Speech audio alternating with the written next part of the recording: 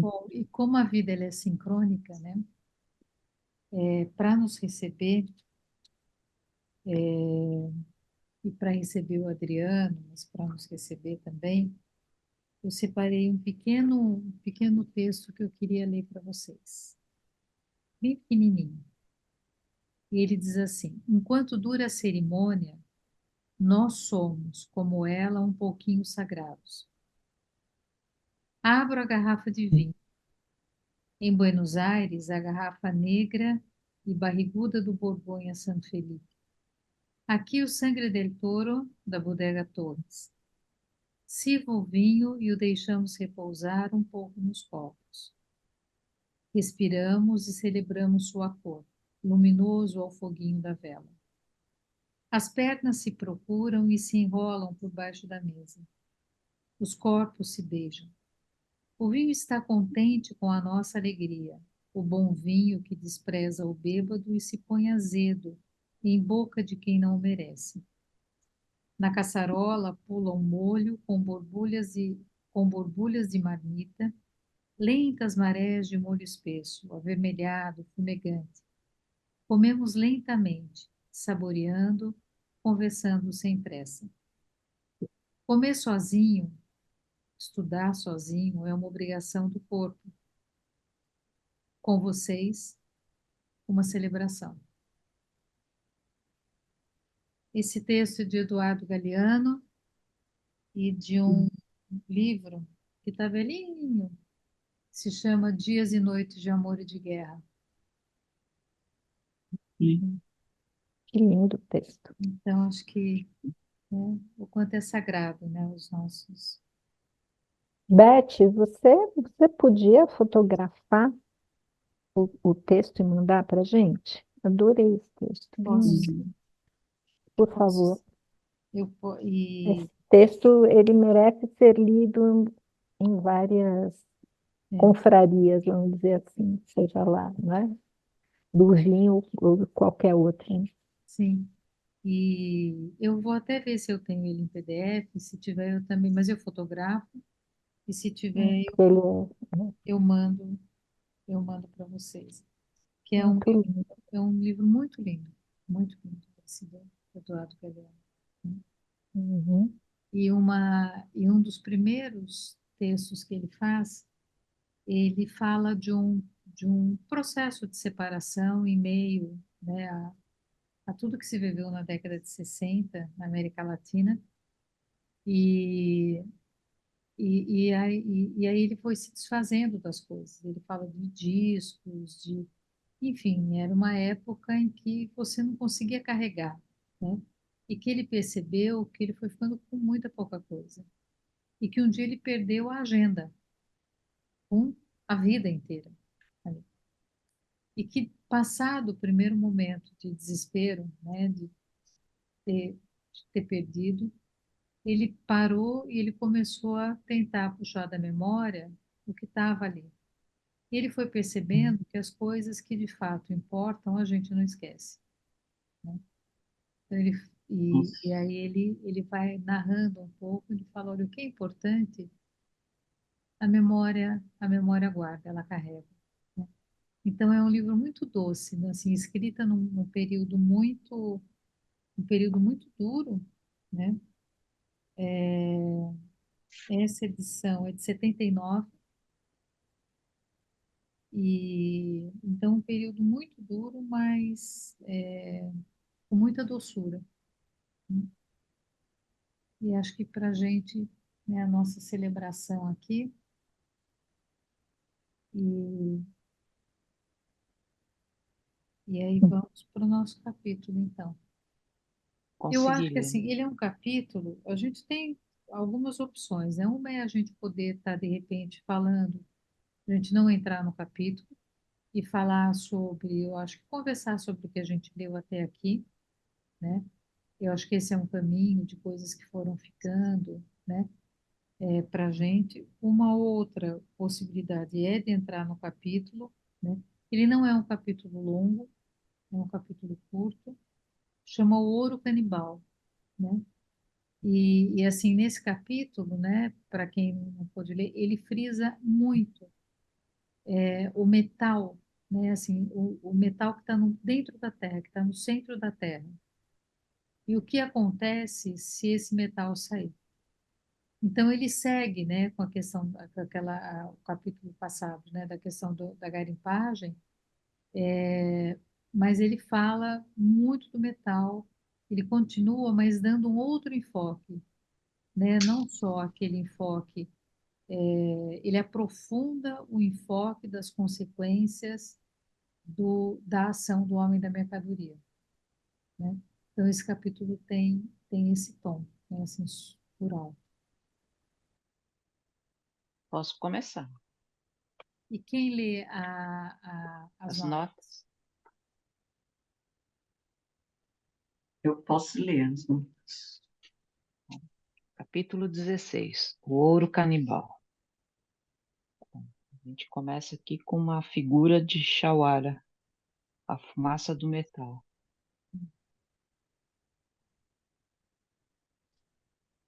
Se alguém quiser comentar a imagem.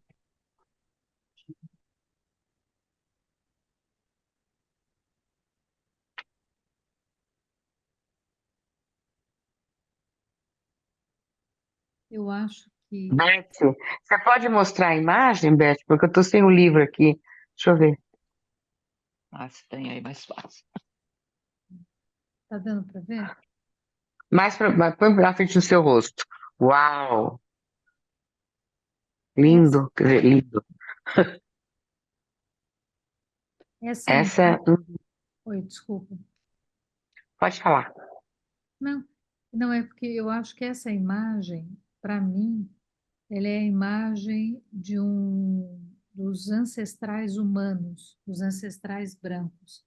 Ele vai falar no final do capítulo, que ele fala desses ancestrais e me trouxe tanto essa sensação para mim, né? Não que seja isso, né? Até porque ele, bom, a gente vai ler, né? Enfim, que tem um mal, né? Tem uma coisa, tem um mal, que ele ganha uma forma. E eu acho que a coisa passa um pouco por aí, por essa imagem.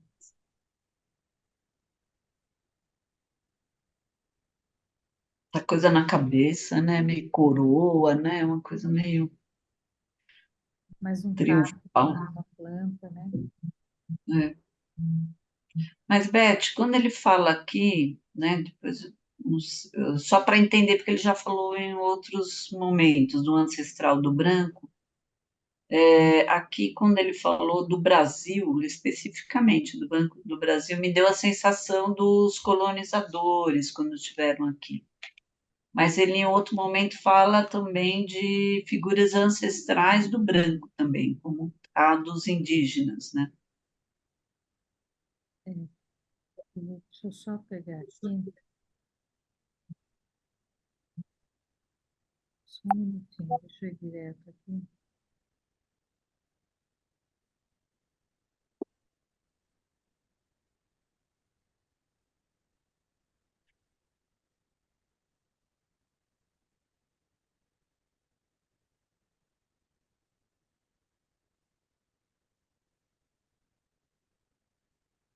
Só um minutinho.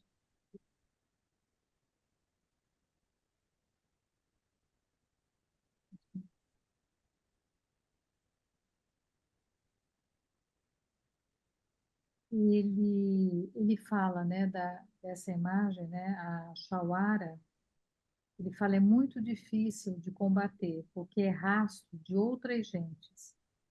Ela não vem da nossa floresta. São seres maléficos, Shaurari, Shaurari, são mais numerosos do que os garimpeiros, até mais do que todos os brancos. É difícil juntar tanto chapiri para combatê-lo. É por isso que os xamãs os temem, e muitas vezes não têm coragem de enfrentá-lo. Já a epidemia Shawara não hesita em entrar nas casas e de prender em caixas de metal ardente. E aí ele segue. Então, ele fala desses seres maléficos, né? que estão vinculados a essa fumaça do metal. Hum. Eu acho Tem que a ver não só com minério, mas tem a ver também com que eles produzem o mercúrio, né? O chumbo, né? Para extração, né? É legal essa história que ele traz aqui. mas eu acho que fundamentalmente tem a ver com, eu acho que ele insiste o tempo todo, né? Assim, por que, né, eu acho que é nesse capítulo que ele fala assim, olha, se nós sairmos para caçar e tem uma queixada, um bando de queixadas, a gente vai pegar aquilo que nós precisamos para comer, né? Quando o branco, ele vai, se ele encontrar, ele mata todos, tudo que ele puder, Uhum, né? Quer dizer, não é para atender a uma necessidade ou uma demanda. Então, quando ele fala do uhum, metal, né, ele fala, olha, tem um tipo de metal, que é um metal que ele está mais à mostra, ele está mais disponível, que é para fazer é. machadinha, que é para fazer várias coisas, Anel. né? Que é para o uso para facilitar a vida. Quer dizer, fora isso, né, o que leva a precisar pegar outro, mais coisas, e, né? O que que leva a isso, né? E eu acho que é essa crítica que ele faz. Então, esses seres maléficos, né? Eu até anotei aqui mais adiante, quando a gente chegar, que eu acho que ele vai apresentando assim os aspectos sombrios do nosso tempo, né? De um jeito bem interessante. Eu queria saber daí quando a gente chegar lá o que que vocês pensam sobre isso. Né? Que eu acho que ele desenha de um jeito muito, muito interessante.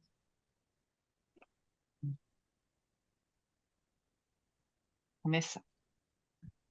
Os brancos não entendem que, ao arrancar minérios da terra, eles espalham um veneno e invade o mundo e que, desse modo, ele acabará morrendo. Davi Kopenawa, BBC Wildlife, 5 de maio de 1990. As coisas que os brancos extraem das profundezas da terra com tanta avidez, os minérios e o petróleo, não são alimentos. Nota 1. O petróleo é designado pelo neologismo óleo, do português, UP, líquido contido. São coisas maléficas e perigosas, impregnadas de tosses e febres que só a Mama conhecia. Nota 2. A associação Yanomami entre metal e, de modo geral, objetos manufaturados e fumaça de epidemia é uma constante desde os primeiros contatos. Vê Bruce Albert. Ele, porém, decidiu, no começo, escondê-las sob o chão da floresta para que não nos deixassem doentes. Quis que ninguém pudesse tirá-las da terra, para nos proteger. Por isso, devem ser mantidas onde ele as deixou, enterradas para sempre. A floresta é a carne e a pele de nossa terra, que é o dorso do antigo céu Utucara, caído no primeiro tempo. Nota 3. Sobre a queda do céu, ver o capítulo 8 e 24. O Tucara é um nome xamânico do antigo céu que caiu no primeiro tempo, formando a terra atual. O metal que o Mama ocultou nela é seu esqueleto, que ela envolve de frescor úmido. São essas as palavras dos nossos espíritos que os brancos desconhecem. Eles já possuem mercadorias mais do que suficientes. Apesar disso, continuam cavando o solo sem trégua, como tatus canastra. Não acham que fazendo isso serão tão contaminados quanto nós somos. Estão enganados. Muitas vezes pensei, durante a noite, nessas coisas debaixo da terra que os brancos cobiçam tanto. Perguntava a mim mesmo, como teriam vindo a existir? De que são feitas? Por fim, os chapiri me permitiram ver sua origem no tempo do sonho. O que os brancos chamam de minério são as lascas do céu, da lua, do sol e das estrelas que caíram no primeiro tempo. Nota 4. Nesse ponto, Davi Copenau acrescenta o seguinte comentário: a lua que caiu com o primeiro céu morreu, mas era um ser acho que é isso, sobrenatural. E hoje há no céu uma outra lua, que é a imagem, o fantasma daquela, o mesmo para o sol. Por isso, nossos antigos sempre nomearam o metal brilhante Mareashi ou Chitkarishi, que é também o nome das estrelas. Nota 5. Mariachi, Mariachi é um nome que os antigos Yanomami davam às panelas de alumínio. É também o nome dos pingentes triangulares ou redondos adquiridos de seus vizinhos Yakohana, fabricados, ao que parece, com fragmentos de tampa dessas panelas.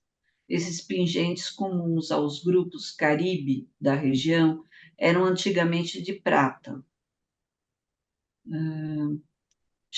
Chiticari designa os pingentes de alumínio em forma de crescente, também de origem caribe. O termo significa estrela em Yanomami ocidental. Note-se ainda que o sufixo ti remete à noção de brilho, emanação, como em Vakarirashi, claridade, raio luminoso, ou poripoche, luminosidade da lua, luar.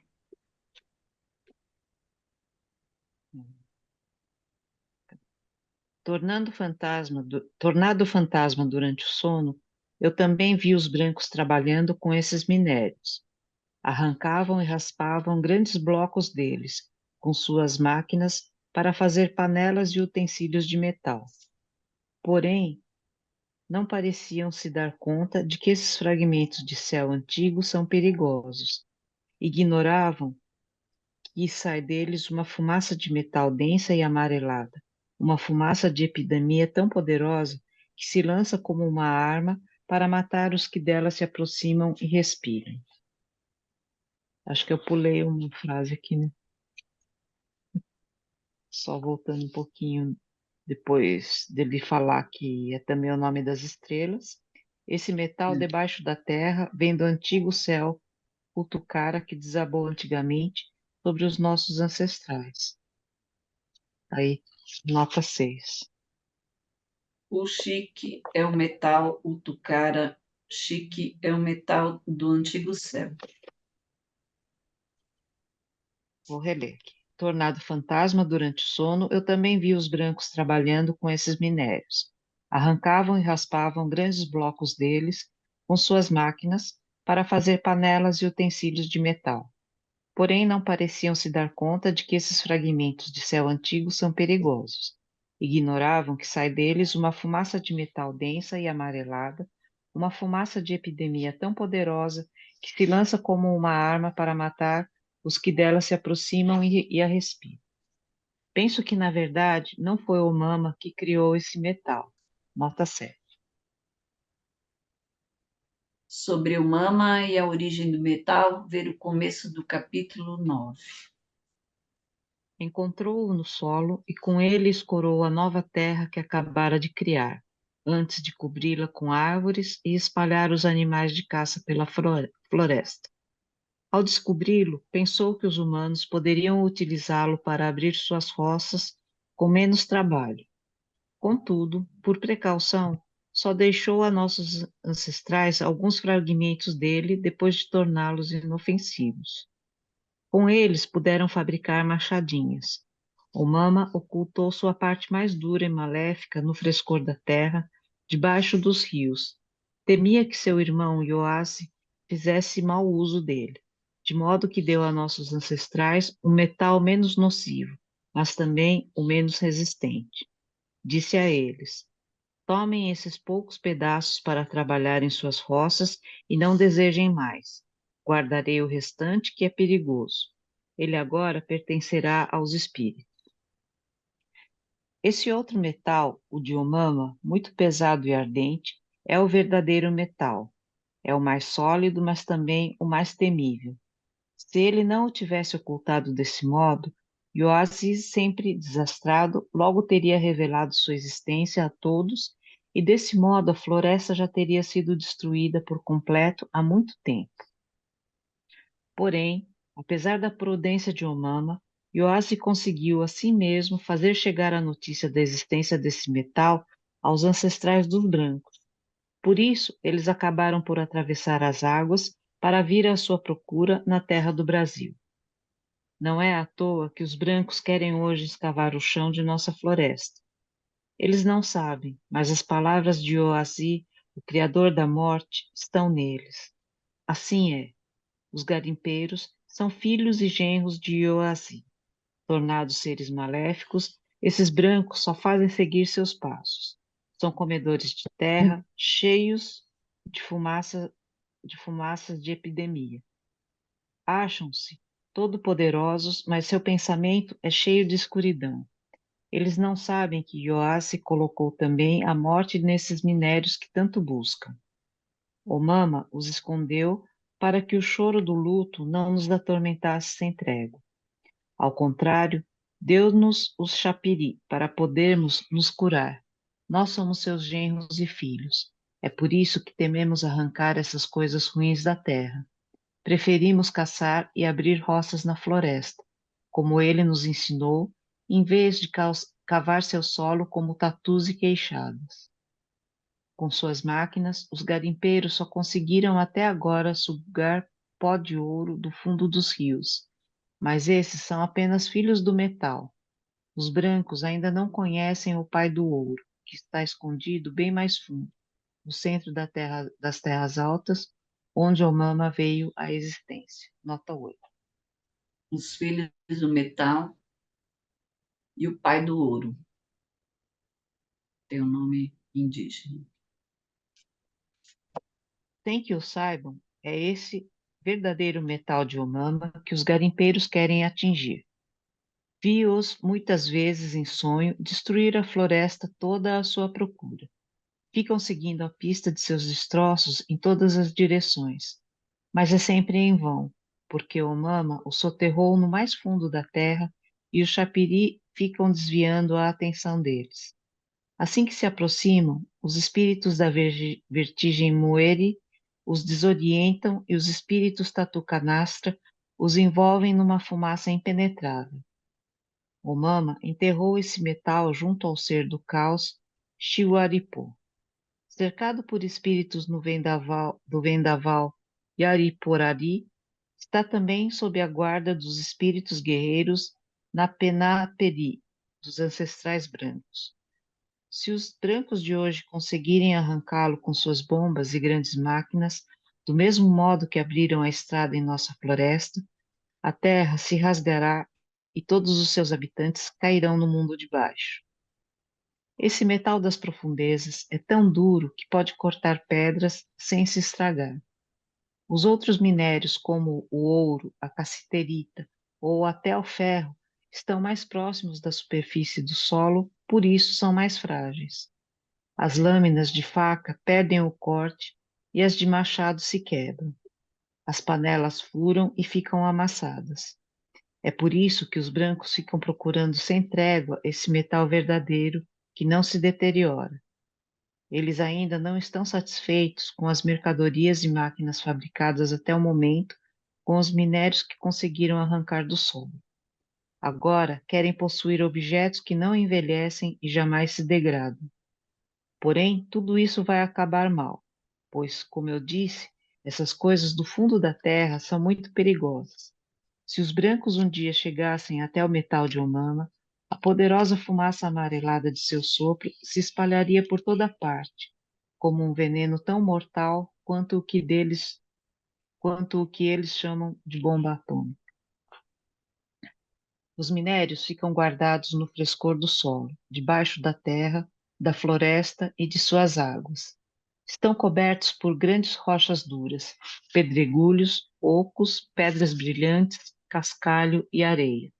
Tudo isso contém seu calor, como uma geladeira de vacinas. Já disse, essas coisas caídas do primeiro céu são muito quentes. Se forem todas postas a descoberto, incendiarão a terra. Esfriando no solo, elas só exalam um sopro invisível que se propaga por suas profundezas como uma brisa úmida.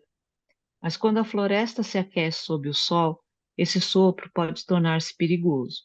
É por isso que deve permanecer preso no frio do solo, onde as pedras e a areia, como uma tampa de panela, retêm seu vapor maléfico e o impedem de se espalhar. Não foi, portanto, à toa que Omama soterrou o ferro, o ouro, a cassiterita e o urânio, deixando acima do solo só nossos alimentos. Nota 9. Uma jazida de cassiterita foi explorada por mineradores clandestinos nas terras altas do território Yanomami em 1975 a 76. Serra dos Surucucus, Roraima. Na mesma região e época, sondagens geológicas revelaram traços de minérios radioativos. Roraima. Assim guardados pelo frio dos seres da terra, que chamamos Machitari, e do ser maléfico do tempo chuvoso, Pueri, os minérios não representam perigo. Mas, se os brancos os arrancarem todos do solo, afugentarão o vento fresco da floresta e queimarão seus habitantes com sua fumaça de epidemia. Nem as árvores, nem os rios, nem mesmo os chapiris poderão conter seu calor.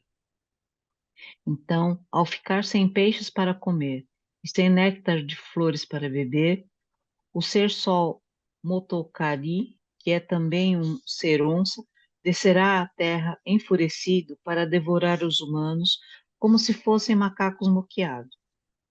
Depois, mais tarde, quando os brancos tiverem acabado de extrair todos os minérios, seu calor irá se dissipar e a terra se resfriará pouco a pouco, pois são eles que aquecem suas profundezas.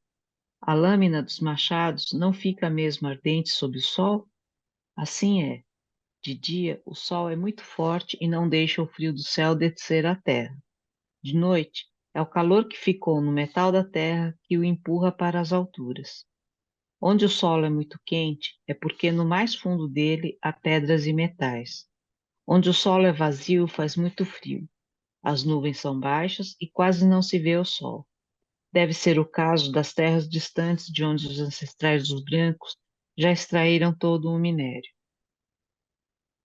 O Mama Deixa eu escondeu seu fazer, metal. deixa eu Oi, só fazer um desculpa. comentário, Beth. Não, só fazer um comentário. Está acontecendo, né, uma coisa muito, quando ele fala, né, nos lugares brancos, eu me lembrei que a gente está tendo muita nos Andes, no Himalaia, a gente está tendo muito, as cravaças estão abrindo, né, e está tendo muito desmoronamento, né, e isso está acontecendo, né, porque, assim, você tem camadas de gelo, né, de trilhões de anos aí compactados. Então, como a Terra está aquecendo, a pedra que está ali lá na base da montanha, ela está ficando superaquecida. E como ela está aquecida, esse gelo antiquíssimo que está ali encostado na pedra, ele está começando a derreter. Então, o gelo está derretendo por baixo. E derretendo Hum, por baixo, começam a abrir as cravaças da montanha, né? hum, E abrindo as cravaças, em alguns lugares começam a cair aquelas pedras imensas de gelo, né? Então, esse aquecimento, que me parece que, né, de uma outra maneira, mas ele está falando, quer dizer, desse aquecimento global, do que a gente Uhum. está vivendo, né? Embora, assim, ele não é diretamente com a retirada do metal, mas a retirada do metal, né, gera uma leitura de mundo, uma cosmovisão completamente dissociada de todo o restante, que vai comendo, né, comendo até, quer dizer, é um modo de vida que não cessa, e aí, de fato, a gente acaba tendo, né, uma das consequências é essa. né? Então, esse rio que começa a acontecer numa incidência maior por baixo, provocando essas coisas todas que a gente vê por aí. Não sei se é piração da minha cabeça também, mas de uma certa maneira eu acho que é uma, é uma leitura simbólica, né, desse processo do aquecimento, Né? né? Assim, a aparência é de que é uma coisa literal, né, de, da retirada dos minérios, mas eu acho que é todo um processo, né, que está sendo dito aqui de uma outra forma. Eu acho Ou dos que dois mesmo, né? Não é a confluência, na verdade, né? Sim. eu tive uma experiência muito, assim, muito interessante numa ocasião, subindo uma montanha, né, uma montanha bastante alta, e, e depois de 4.000, quase 5.000 metros, era ainda noite, e as luzes, né, as headlamps, tal, iluminavam as montanhas, e aí era uma coisa impressionante, porque por onde as luzes batiam, é como se tivesse eram veias douradas. Então, onde a luz iluminava, de dentro da montanha, você via como se fosse uma coisa em 3D, veias correndo por entre a montanha. Se virava para um lado, se virava para o outro lado, para onde você, né, e era uma crista, então assim, bem em cima, e a gente tinha todas as visões, até toda a visão lateral, então para onde olhava, a gente via essas veias. À medida que à noite, né, isso era madrugada, fechada, assim que foi, a madrugada foi começando a ceder um pouquinho, né, essas veias, elas, é como se elas fossem se escondendo e ficasse na superfície, eram brilhos, eram pedras, se via assim, o contorno de pedras de um tom azul petróleo, né? E aí, quando o sol nascia, a gente via daí só a montanha mesmo, né? Aí a gente não via mais nada disso. Mas eu fiquei muito impressionada com essa imagem dessas veias, né? No escuro e tinha uma teia de veias ali de um organismo vivo, completamente vivo, né? Uma imagem que me impactou muito na época. Que incrível. É interessante, né? Porque depois vai clareando, né? A nossa consciência não deixa ver também, né? Hum. Que lindo, né?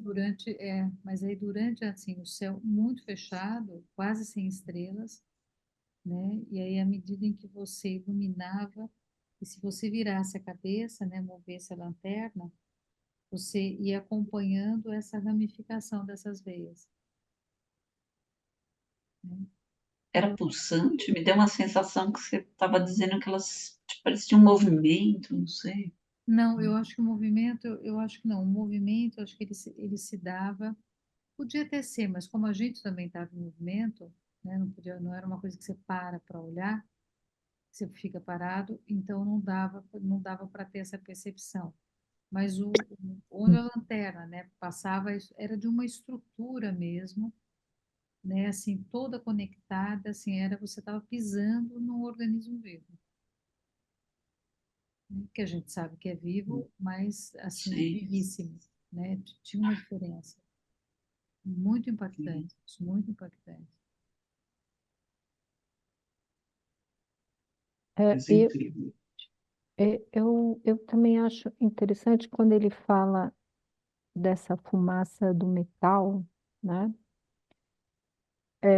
Ele fala um pouco aí da extração do metal, mas se a gente parar para pensar que a forma como nós, os brancos, né, utilizamos depois tudo isso que é extraído, né, da terra, seja o petróleo ou seja outro tipo, né? Um outro um minério, isso depois, né, vai se transformar numa fumaça venenosa, né, que sai das fábricas, que sai dos escapamentos dos veículos, e que isso está causando, né, um aquecimento global absurdo, tá? Além da poluição, né, que envenena os corpos, porque a toxicidade dessas fumaças é enorme. Então é quase que um vaticínio que o Davi faz, né? De que isso tudo está nos matando. Né? E é uma realidade que a gente está vivendo. Né? E a única coisa que consegue equilibrar isso são as florestas. E as pessoas estão devastando as florestas, os brancos estão devastando as florestas também. Né? Quer dizer, é um vaticínio, né? Eles são tão absurdamente conectados com tudo, e não só com o presente, mas com a ancestralidade, mas também com o futuro, né? É um tempo circular mesmo, e é onde eles conseguem fazer essas previsões terríveis, né? Que a gente vê que elas estão acontecendo, porque esse livro de quando que ele foi escrito, vocês se Foi lembram? escrito mais de 10 anos, né? Há mais de 10 anos que foi Não, escrito, quer dizer, mas os não. Ele relatos, se né? levou 2010, mas ele levou mais de 10 anos, né? Pois é, né? Então, veja, lá ele já falava de coisas que a gente está vivendo hoje, né? Os Chapiri já tinham É, contado, é né? Me veio uma impressionante. coisa assim também incrível, né? E aquela coisa do que existem algumas vibrações, né? Que falam que sele é a porta onde se acha o mal, sabe? Assim, tinha uma coisa de selar, né? A coisa de alguma forma me dá a sensação que também faz parte de uma coisa ecológica, né? Mas ela tem um lugar para ficar, né?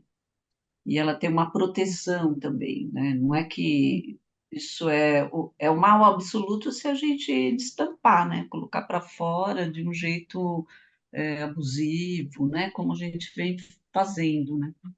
Mas é interessante porque é uma coisa de constela, né? Porque ele fala que veio do céu, né? Isso É, são pedaços de outros astros, né? Que vieram para cá e se alojaram aqui na Terra, mas eles ganharam um lugar protetivo também, né? Mas a gente que está fazendo muito mal aí, né?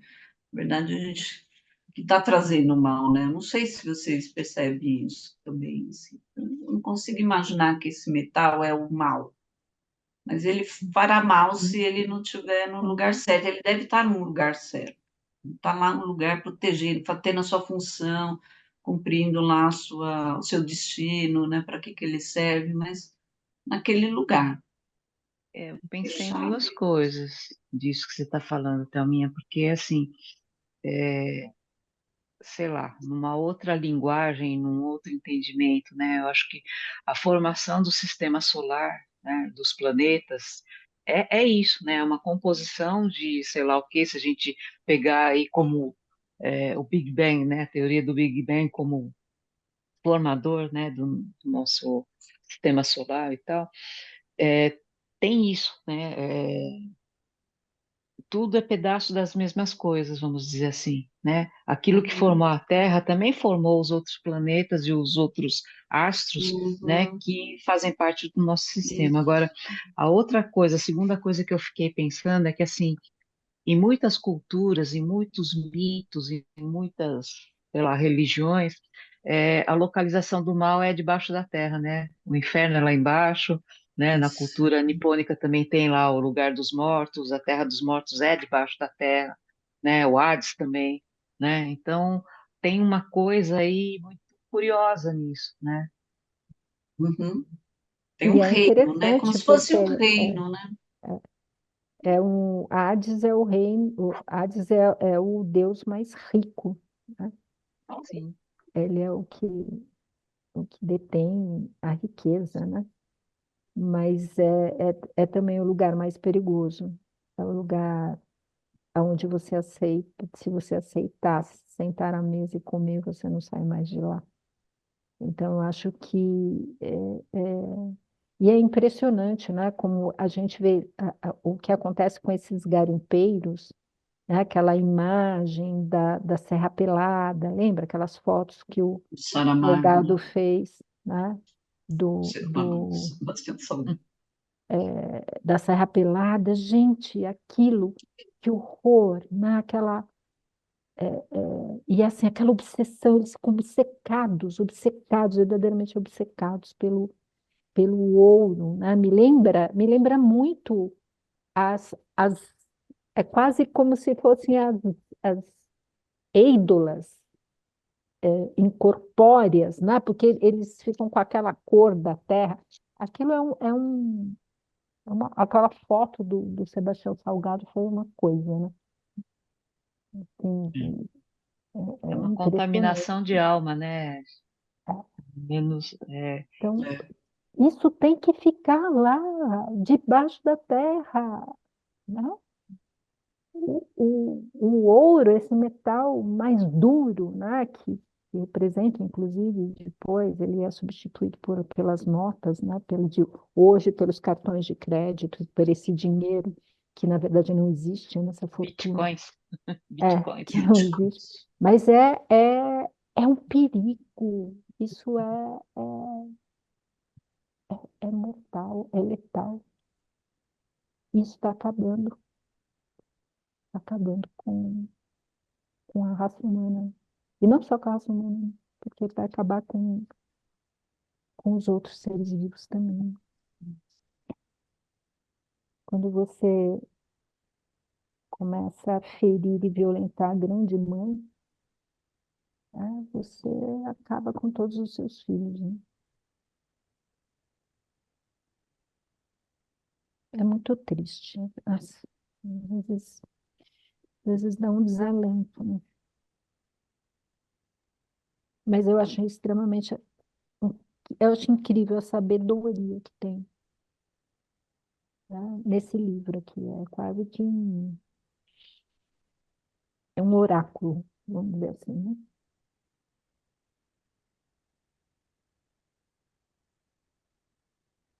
Vamos prosseguir? Queria falar uma coisa. Sim. Quando a Beth estava falando da montanha, me veio a imagem do que eu pessoalmente tenho observado aqui em Porto Velho, no momento do nascer do sol e do pôr do sol. O céu está sem nuvem, completamente sem nuvem. O céu fica de uma cor que parece um fogo que está vindo lá no horizonte. E me lembra muito essa toda a narrativa da queda do céu. A impressão que eu tenho é que o céu está pegando fogo mesmo, né? É uma imagem que eu nunca tinha visto assim até então. Relembrando, eu sou daqui, nasci e cresci aqui e nunca tinha presenciado imagens, paisagens como essa. É bonito, mas quando a gente para pensar da onde isso tem vindo, é assustador, porque a impressão que dá é que literalmente o céu está pegando fogo. E aqui a gente está sentindo meio esse efeito, né? Porque o tempo está muito seco, está muito quente, e essa é a sensação que eu tenho de que literalmente o céu está pegando fogo. E essa imagem de céu pegando fogo, né, Lúdia, aqui em São Paulo, a gente também tem esse fenômeno que é lido, né, pelos meteorologistas como a inversão térmica, né, nos meses mais secos aqui, né, e que é uhum, isso, quando a poluição está no seu ápice, né, que aí Uhum. vem essa vermelhidão que ao mesmo tempo que é lindo é horrível, né. uhum.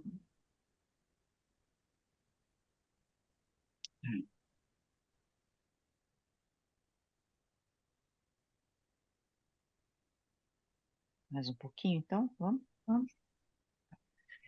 O Mama escondeu seu metal lá no meio dos morros das terras altas, onde também fez jorrar os rios. É de lá que surgem os ventos e o frescor da floresta. É de lá que vem sua fertilidade. Quando fazemos dançar a imagem desse pai dos minérios, ela se apresenta a nós como uma montanha de ferro subterrânea, cheia de imensas hastes fincadas em todos os lados.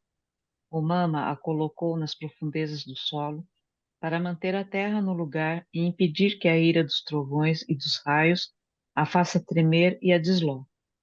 Cravou-a lá como nós fazemos com os postes de nossas casas, para que elas não balancem durante as tempestades. Assim, esse ferro está enfiado na terra como as raízes das árvores. Ele a mantém firme como espinhas fazem com a carne dos peixes e esqueletos com a de nosso corpo. Torna-a estável e sólida, como o nosso pescoço faz nossa cabeça ficar reta. Sem essas raízes de metal, ela começaria a balançar e acabaria desabando sob nossos pés. Isso não acontece em nossa floresta, pois ela está no centro da terra, onde esse metal de Omama está soterrado. No entanto, entre os brancos em seus confins, onde o solo é mais friável, acontece às vezes de ela tremer e se romper, destruindo cidades. Se os brancos começarem a arrancar o pai do metal das profundezas do chão com seus grandes tratores como espíritos de tatu canastra, logo só restarão pedras, cascalho e areia. Nota 10. Napê Vacar, Napê Vacari B, os espíritos tatucanastras forasteiros. É uma expressão dos xamãs para designar as companhias mineradoras. Ele ficará cada vez mais frágil e acabaremos todos caindo para debaixo da terra.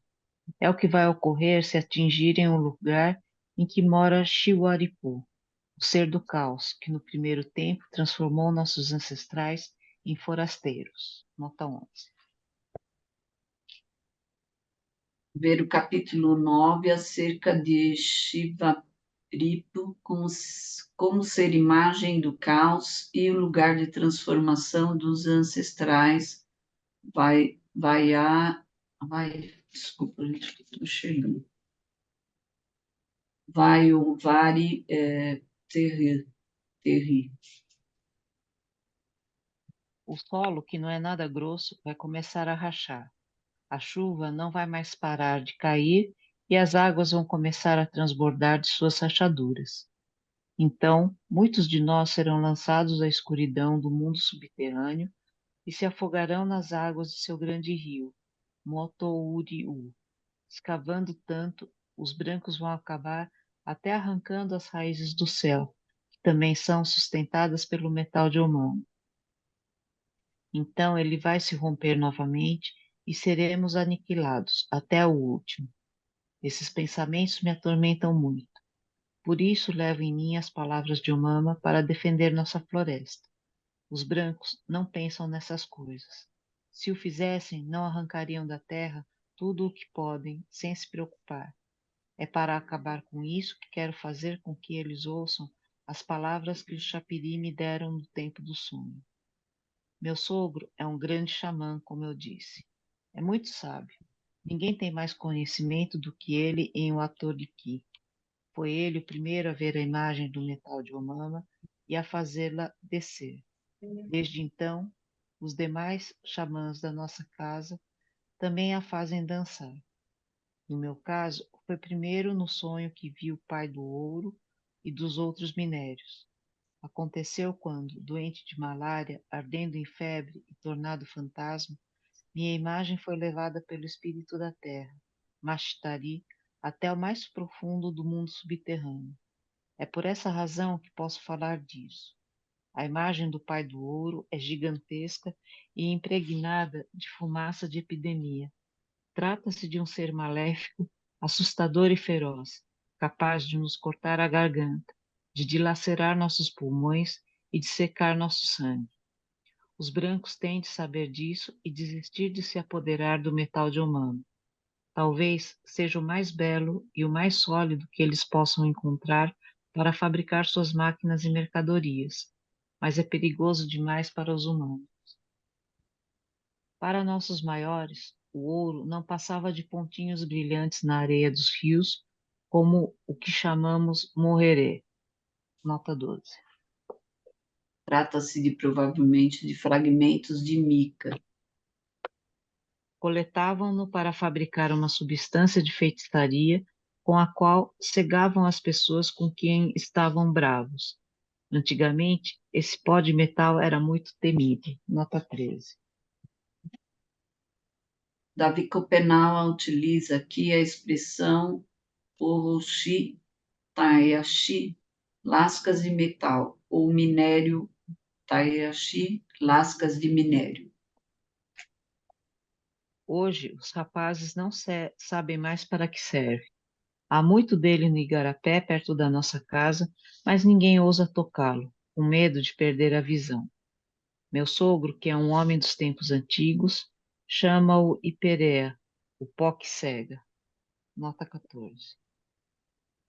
O nome dessa substância de feitiçaria tem a mesma raiz que a expressão ripepe, estar cego. É fabricada misturando fragmentos de mica e o pó de um inseto que fica colado nas pedras dos igarapés do mesmo nome, Iperea. Ele também faz descer a imagem do pai de seu metal, Ipereri, que vem de debaixo da terra. É por isso que o chamamos os fragmentos de metal, é por isso que chamamos os fragmentos de metal brilhante que os garimpeiros tiram do leito dos rios Oru Ipere A, o pó de cegueira do ouro. Quando os brancos arrancam os minérios da terra, trituram-nos com suas máquinas e depois os aquecem em suas fábricas. Ele então exala uma fina que se propaga como uma brisa invisível em suas cidades. É uma coisa de feitiçaria perigosa que entra nos olhos e vai estragando a vista. Por isso, tantas crianças dos brancos são obrigadas a prender os olhos atrás de cacos de vidro para ler seus desenhos de escrita. As palavras da imagem de Omamo nos ensinam a recear o ouro e os demais minérios. Trata-se de coisas maléficas, desconhecidas e temíveis que só provocam doença e morte. O ouro, quando ainda é como uma pedra, é um ser vivo. Só morre quando é derretido no fogo, quando seu sangue evapora nas grandes panelas das fábricas dos brancos. Aí, ao morrer, deixa escapar o perigoso calor do seu sopro, que chamamos de Orua Wakishi, a fumaça do ouro. Nota 15. Davi Copenau utiliza aqui a expressão Vishya Wakishi, sopro vital, fumaça. Ocorre o mesmo com todos os minérios quando são queimados. É por isso que a fumaça dos metais, do óleo dos motores, das ferramentas, das panelas e de todos os objetos que os brancos fabricam se misturam e se espalham por suas cidades. Esses vapores, quentes, densos e amarelados como gasolina, colam no cabelo e nas roupas, entram nos olhos e invadem o peito. É um veneno que suja o corpo dos brancos das cidades sem que o saibam. Depois, toda essa fumaça maléfica flui para longe e, quando chega até a floresta, rasga nossas gargantas e devora nossos pulmões. Queima-nos com sua febre e nos faz tossir sem trégua e vai nos enfraquecendo até nos matar. Antigamente pensávamos que chegava até nós sem motivo ao acaso. Mais tarde, porém, nossos espíritos chapiri viajaram até as remotas terras dos brancos. Lá viram todas as suas fábricas e nos trouxeram palavras delas. Agora sabemos de onde provém essa fumaça maléfica. É a fumaça do metal, que também chamamos de fumaça dos minérios. São todas a mesma fumaça de epidemia chauara que é a nossa verdadeira inimiga. Nota 16. Aqui é estabelecida uma equivalência entre sopro vital, fumaça de ouro, fumaça do metal, fumaça dos minérios, fumaça da epidemia, retomando e adequando a antiga figura da fumaça do metal, dos primeiros contatos. Sobre essa série de associações, ver Albert. É, Ô, mama, Beth, só um oi? minutinho. Não, só um Tá. minutinho. Eu queria, porque eu acho que ele faz uma retrospectiva, né? Acho que ele lembra de todas as vezes que começaram a haver os contatos com os brancos, né? E todas as epidemias que aconteceram, que acontecem, o que a gente viveu recentemente com o Covid, né? Que acho que é uma coisa que Hum, tocou todo mundo, né? Mas ele faz uma retrospectiva, né, de todas desse sopro vital que vai sendo tolhido e vai sendo contaminado, principalmente pela ganância, né? Pela ganância e pela dificuldade de conseguir fazer uma discriminação e fazer escolhas, né, daquilo que é importante, quais são os valores que regem a existência. Então, que toda a ganância, né, ela faz com que não se saiba o momento de parar, não se saiba a hora de parar. E aí segue-se, né, simplesmente arrastando aí o que vem pela frente, né? Então, acho que, enfim, eu acho que é importante a gente assinalar isso também, né? uhum.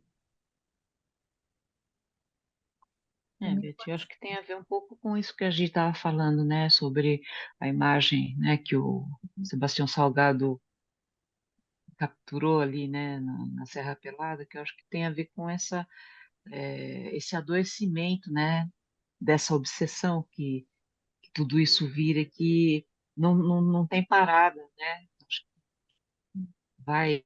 eu acho, então, eu acho que tem uma obsessão, né? Tem talvez até uma fantasia, né, infantil, quando a gente é criança. Você pega um pedaço de papel qualquer, né, e você fala para o homem da padaria, né, eu quero uma bala. Você dá um papel, o dinheiro que compra. Quer dizer, essa coisa de que magicamente alguma coisa vai se resolver, magicamente eu vou encontrar uma pepita gigante de ouro, vou resolver minha vida, vou ter muito, enfim, vou ter todos os recursos e poder fazer absolutamente qualquer coisa, né? Eu acho que esse é um aspecto importante, né? Mas tem uma coisa anterior que é o que faz com que a gente crie demandas que precise ter uma pepita gigante, né, para poder fazer todas as coisas. Quer dizer, como a medida do nosso tempo, ela é pelo que se tem, não pelo que se é. Então, isso leva para a Serra Pelada, para longe da família, para os riscos de vida, ou enfim, para tantas situações, né, de violência, isso faz com que, enfim, se tire as madeiras de forma ilegal, essas coisas todas, né, porque não há isso é para atender a algo, né, que nós alimentamos, né, no dia a dia, né? Se isso não fosse alimentado, se o modo de vida fosse outro, provavelmente não haveria essa demanda, né? E se a terra, né, ela fosse dada quem nela planta, muito provavelmente, né, as pessoas não estariam na rua, enfim, todas as outras coisas, né? Se as coisas fossem de um jeito mais solidário, né? Então, acho que É tudo uma que coisa compulsiva, né? Coisa compulsiva, insaciável, né? E é interessante como são uma das doenças do nosso tempo mesmo também, né? e a miséria é absoluta, né? Porque as pessoas que se submetem a essa Uhum, condição, seja pelo desespero, né, ou porque não tem o que comer, mas a miséria ela é absoluta. uhum, Ninguém tem uma miséria, X ou Y. Toma.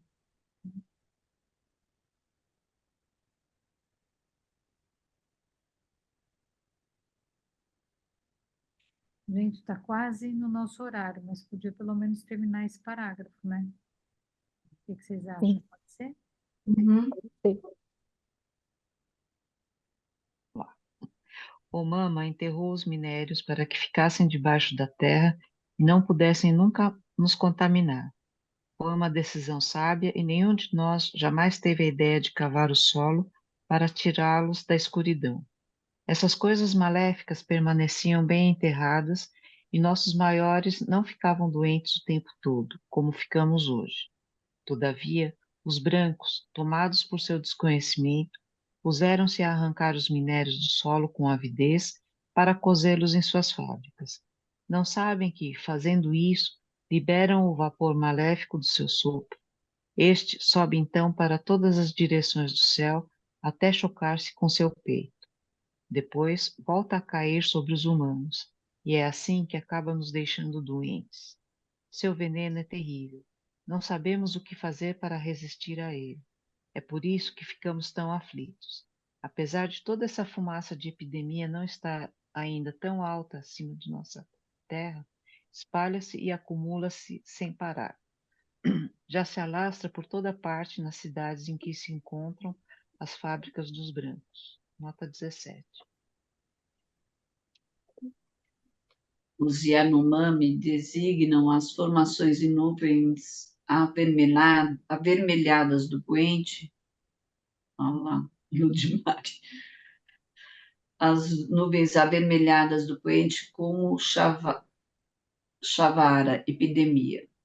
Davi Copenaua, que esteve várias vezes em São Paulo, conhece a espessa camada de poluição atmosférica que cobre regularmente a cidade. Aí, Beth. Agora, os garimpeiros estão empesteando a floresta com os gases de seus motores e os vapores do ouro e do mercúrio que eles queimam juntos. Nota 18. Pó de ouro é misturado com mercúrio e esse amálgama é em seguida queimado para formar pepitas. Depois, antes de venderem seu ouro na cidade, guardam-no em caixas de ferro que, aquecidas pelo sol, também exalam eflúvios ruins. Depositam no solo sacos cheios de cassiterita que também disseminam fumo de doença. Então, todas essas fumaças, levadas pelo vento, caem sobre a floresta e sobre nós. Tudo isso se mistura para se tornar uma única epidemia chauara que dissemina por toda parte febre, tosse e outras doenças desconhecidas e ferozes que devoram nossas carnes. Essa chauara que invade a floresta inteira vai fazer de nós tatus esfumaçados para saírem da toca. Se o pensamento dos brancos não mudar de rumo, tememos morrer todos antes de eles mesmos acabarem se envenenando com ela.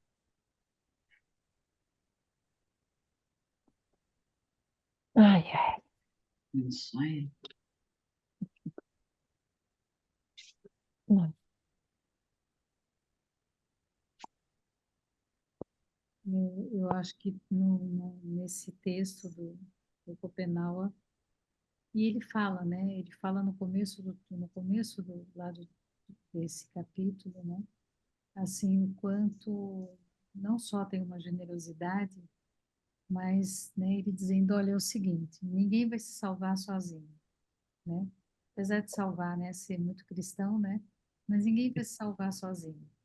Então, ele ainda, nessa capacidade dessa resiliência, né? Porque ele ainda precisa nos alertar, ele precisa ter paciência, ele precisa ir na casa, né, ir no terreno dessas pessoas, ir lá na desfile da escola de samba, enfim. Ele precisa fazer tudo isso só para ele poder voltar para a terra dele e fazer as coisas que ele sempre fez, né? Ele não quer nada disso, né? Mas ele passa por aqui, né? Mas tudo isso é só para ele poder voltar e ficar em paz na terra dele, né? Com o povo dele, sem estar sob ameaça o tempo inteiro. E eu acho que o tempo todo é uma provocação, né, para que a gente possa, né, rever e repensar a maneira como nós lidamos com as coisas e com as pessoas, né? A maneira como a gente lida com as coisas faz com que a gente também, muitas vezes, não tenha nem jeito e nem tempo, né, para lidar com as pessoas. Então, acho que é um chamado, né, o tempo todo, o tempo todo, o tempo todo. Que carga, né? Porque esse cara tem essa percepção, né, esse conhecimento há muito tempo, né? E, putz, Então, a mas gente vai entrando em contato com isso e a gente. Não, carga no sentido de ter essa visão, né? De saber ter esse conhecimento e, sei lá, poder fazer.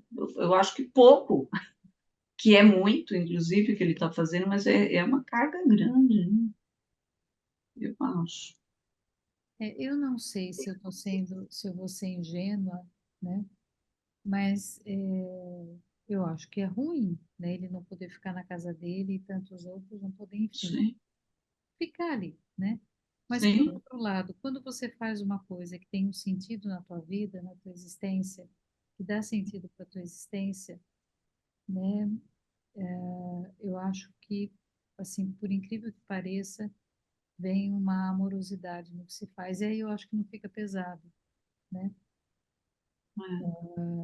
Talvez aconteça isso, né? Então, ele sabe o que ele está fazendo, ele não é obrigado a fazer, ele precisa fazer quando, né, a gente toma consciência do que a gente precisa fazer na nossa vida, né?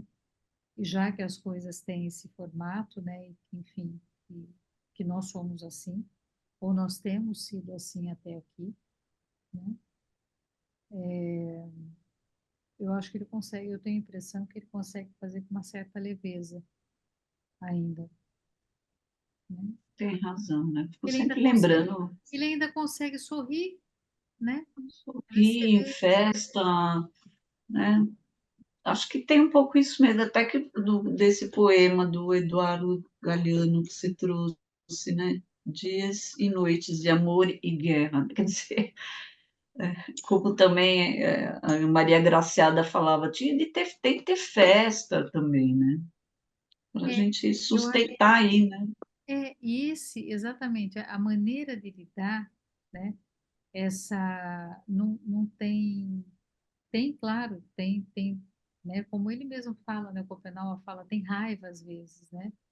Mas mais do que a raiva, tem todo esse entendimento de vida, ele faz com que ele jamais agiria diferente. Ele não pode agir diferente, porque ele é isso, né? Uhum, Nós ainda temos uma dissociação, mas ele é isso, né? Ele é isso. Tem uma árvore aqui perto que um pessoal queima perto dela. Aliás, tem várias árvores e o pessoal queima, os moradores de rua, coisas para tentar tirar metal, para poder tentar vender o metal, né? Cobre, principalmente. E é uma rua que não tem muito movimento, tal. E eu acredito que em algum momento os fogos que eles fazem deve ter perdido o controle, enfim, queimou uma árvore inteira. E queimou uhum, algumas árvores assim. Uma queimou bem, as outras queimou um pouco, né? E, e é um lugar que eu passo todos os dias. E o cheiro, assim, não tem mais fogo ali, mas tem um cheiro de queimado, né? E assim, chegando perto da árvore, essa árvore está queimada eu acho que há mais de um mês. Ela ainda cheira queimado, né? É ela falando, né? É ela falando, ela exalando, né? A dor, enfim, de estar, né? E eu acho que ela ainda está meia viva, né? Eu acho que ela ainda está meia viva. Então eu fiquei imaginando uma pessoa moribunda ali, está vivo, morto, né? Está morrendo, mas está vivo, né? E está ali sofrendo a dor daquela queimadura, né? Mas a gente ainda olha para isso, racionaliza, tal. Eu acho que a vida, né? A vida de alguém como Schopenhauer Ele é isso, então ele não precisa estruturar o pensamento, ele não precisa fazer isso, ele é isso. Então tá tudo certo, né? E aí eu acho que talvez isso seja uma das coisas que faz com que ele consiga, né, não ser uma pessoa ranzinza, né? Talvez seja um pouco por aí, mais uma coisa, pelo menos eu penso, para a gente aprender com ele, né? De não se tornar ranzinza, né? A gente às vezes se torna ranzinza com, sei lá, com coisas tão pequenas, né? Fica ranzinza com as pessoas, né? Ele ainda consegue não ser não ser ranzinza com a gente, né? Com os brancos.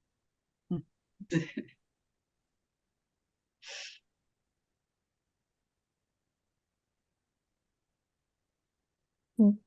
Tá joia. Gente, obrigada pela noite. Obrigada pelo encontro. Obrigada por todo mundo aqui também. Obrigada a Beijos. todos. Tchau, meninas. Até daqui 15 dias. Beijo. Tchau, Marta. Beijos. Tchau, tchau. Beijo, beijo. Tchau, gente. Beijo.